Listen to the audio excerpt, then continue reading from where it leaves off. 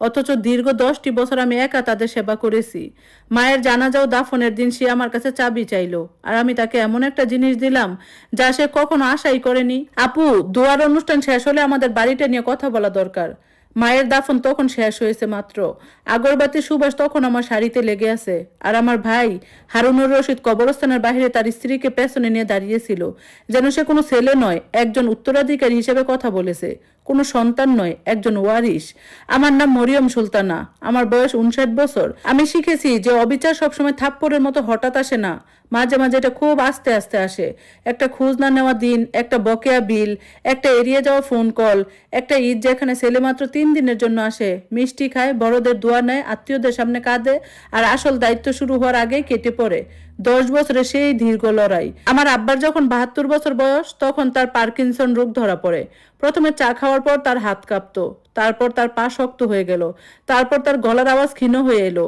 এর 2 বছর পর আম্মার প্রথম স্ট্রোক হয়। দ্বিতীয় স্ট্রোকে তার শরীরে ডান পাশটা অবশ হয়ে যায়। তিনি হাত তুলতে পারতেন না, সাহায্য ছাড়া দাঁড়াতে পারতেন না, নিজের চোখের পানিটুকু পর্যন্ত নিজে মুছতে পারতেন না। তাদের যত্নের প্রয়োজন ছিল, আসল যত্ন।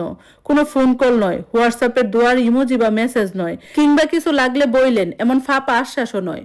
যত্ন মানে ছিল সূর্য ওঠার আগে আব্বাকে বিছানা থেকে তোলা, আম্মাকে লজ্জিত না করে তাকে গোসল করানো, ঔষধের ট্যাবলেট গুঁড়ো করা, বিছানার চাদর পাল্টানো, হাসপাতালের ক্লার্কদের সাথে তর্ক করা, আইসিইউর বাইরে প্লাস্টিকের চেয়ারে রাত কাটানো, রাত 11টার বাড়িতে ফিরে আবার ভোর 5টায় ওঠা।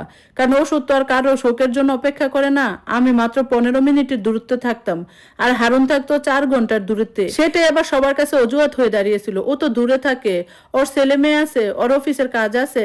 যেন আমার কোনো কাজই ছিল না, যেন আমার কোনো শরীর ছিল না, যেন কন্যার জন্মই নেয় শুধু দায়িত্ব কাঁধে নেওয়ার জন্য। শুরুর দিকে হারুন প্রতিশ্রুতি দিত, সামনের উইকেন্ডে আসবো, তারপর বলতো অফিসে খুব প্রেসার, তারপর বাচ্চাদের পরীক্ষা। এরপর সে আর কোনো কৈফিয়ত দেওয়ার প্রয়োজন মনে করলো না। তার নীরবতাই হয়ে উঠলো তার অবদান। 10টি বছর আমি আমার ফুল টাইম চাকরিটাকে পার্ট টাইম করে নিয়েছিলাম, কারণ আম্মাকে ফিজিওথেরাপি করাতে নেওয়ার মতো আর কেউ ছিল না। 10 বছর ধরে যখন আমার নিজের পিঠের ব্যথার অবস্থা খারাপ হয়ে যেত, আমি নিজের সঞ্চয় থেকে নার্সদের টাকা দিয়েছি। 10 বছর ধরে আমি ওষুধ, বড়দের ডায়াপার, ওয়াকার, বিশেষ তোষক, রক্তের পরীক্ষা, অ্যাম্বুলেন্স ভাড়া আর বাথরুমের রেলিং কিনেছি। আমি কেন জানি না সব রসিদ ফোল্ডারে গুছিয়ে রাখতাম। হয়তো আমার ভেতরে কোনো এক ক্লান্ত অংশ জানতো যে শুধু ভালোবাসার কথা মানুষ পরে বিশ্বাস করতে চায়। হারুন প্রতি ঈদে আসতো, মাঝে মাঝে কুরবানির ঈদেও আসতো, কারণ তার স্ত্রী ঢাকার শপিং মলগুলোতে কেনাকাটা করার শখ ছিল। সে আসতো দামি ড্রাই ফ্রুটস আর আম্মার জন্য একটা দামি শাল নিয়ে, মুখে ভক্তির চরম অভিনয় নিয়ে। আত্মীয় স্বজনরা তার প্রশংসায় পঞ্চমুখ হতো, কত ভালো ছেলে, এত দূর থেকে ছুটে এসেছে। আমি যখন রান্নাঘরে আব্বার রাতের ট্যাবলেট গুঁড়ো করতাম, তখন তারা বসার ঘরে বসে তাকে দোয়া করতো। বিদায়ের মুহূর্ত এবং একটি ফোন কল। 4 বছর আগে আব্বা মারা যান, আমি তার হাত ধরেছিলাম, হারুন নয়, আমি।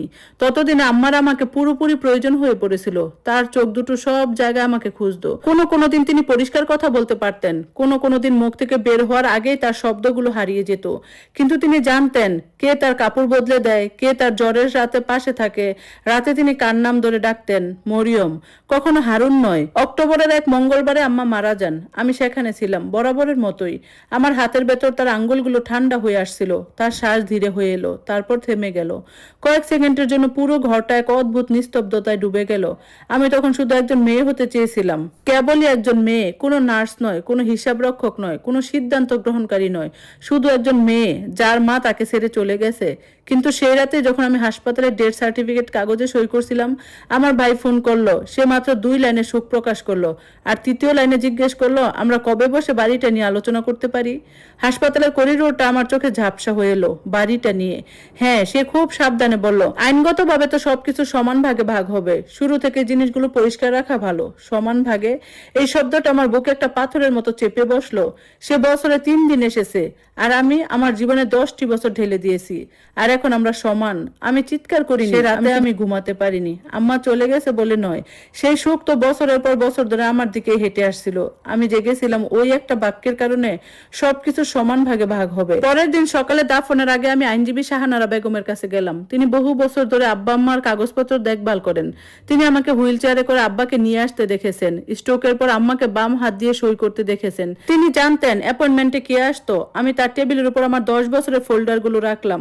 হাসপাতাল হাসপাতালের সমস্ত বিল ও রসিদ, নার্সদের বেতনের হিসাব, ওষুধের বিল ও অ্যাম্বুলেন্সের ইনভয়েস, বাড়ির ভেতরে মা বাবার সুবিধার জন্য করা পরিবর্তনের খরচ, ব্যাংক ট্রান্সফারের কাগজ, প্রতিটি টাকা যা আমি খরচ করেছি। যখন হারুন শুধু হোয়াটসঅ্যাপে হাত জোর করে বা দুয়ার ইমোজি পাঠাতো, আইনজীবী শাহানার আপা প্রথম ফোল্ডারটি খুললেন, তারপর দ্বিতীয়টি। এরপর তিনি আমার দিকে এক অন্য দৃষ্টিতে তাকালেন। মরিয়ম সুলতানা, তিনি বললেন, আপনার ভাই ভাবছে সে বাড়ির অর্ধেক অংশ নিতে আসছে।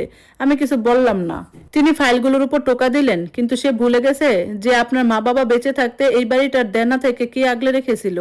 আমার গলা ধরে এলো, এতে কি কোনো লাভ হবে? তিনি চেয়ারে হেলান দিলেন। এমন নিখুঁত নথিপত্র থাকলে অনেক লাভ হবে। তিনি আমার সামনে যা রাখলেন আমি তাতে সই করে দিলাম, কোনো রাগ থেকে নয়, ক্লান্তি থেকে, স্পষ্টতা থেকে, আমার কবজিতে জমে থাকা 10 বছরের নিবৃত রাতের অধিকার থেকে। শেষ চাল, পরদিন ছিল জানাজা ও দাফন। হারুন সাদা পাঞ্জাবি পরে এসেছিল, তার স্ত্রী একটা সিমসাম সুতি শাড়ি পরেছিল, আর তাদের বড় হয়ে যাওয়া ছেলে মেয়েদের দামি পোশাকে সজ্জিত ছিল। সে আমার মরদেহের পাশে আমার সাথে এসে দাঁড়ালো। মানুষ হয়তো ভেবেছিল আমরা দুজন সমবেতী সন্তান, কিন্তু আমাদের মধ্যে কেবল একজনই জানতো যে আম্মার বালিশটা কোন দিকে ফিরিয়ে দিলে তার ঘাড়ে ব্যথা লাগবে না। দাফন শেষে কবরস্থানের গেটের বাইরে হারুন আমার কাছে এলো। তার গলাটা এতটাই নিচু নরম ছিল যেন আশেপাশের মানুষ আর ভদ্রতার প্রশংসা করে। আপু, আপাতত বাড়ির চাবিটা আমাকে দাও, আমি একটা ডুপ্লিকেট চাবি বানিয়ে নিব। আমাদের দুজনেরই তো যাতায়াত থাকা দরকার। এই তো সেই মুহূর্ত। কোনো তুমি ঠিক আছো তো নেই, কোনো তুমি একাই ওদের সবটা দেখেছো নেই, কোনো কৃতজ্ঞতা নেই, শুধু চাবি। আমি আমার হ্যান্ডব্যাগটা খুললাম। তার স্ত্রী আরো এক ধাপ এগিয়ে এলো। 1 সেকেন্ডের জন্য হারুনের চোখ দুটো চকচক করে উঠলো। সে ভাবলো আমি তার কথা মেনে নিচ্ছি। আমি তাকে চাবিটা দিলাম না, আমি তাকে একটা ভিজিটিং কার্ড দিলাম। সে ভ্রু কুঁচকে তাকালো। এটা কি? আইনজীবী শাহানারা বেগম। আমি বললাম, আজ থেকে বাড়ি নিয়ে যা বলার তাকে বলো। তার মুখের রং বদলে গেল, অল্প একটু, কিন্তু সেটাই যথেষ্ট ছিল।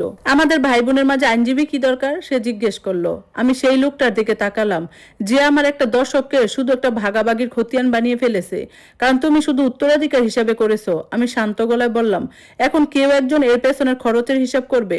সে কার্ডটার দিকে তাকিয়ে রইল। তার পেছন থেকে তার স্ত্রী ফিসফিস করে উঠলো, হারুন।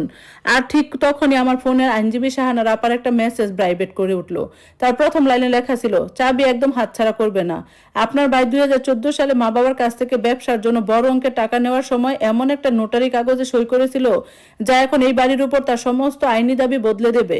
ধন্যবাদ সবাইকে গল্পটা শোনার জন্য। গল্পটা কেমন লাগলো অবশ্যই জানাবেন।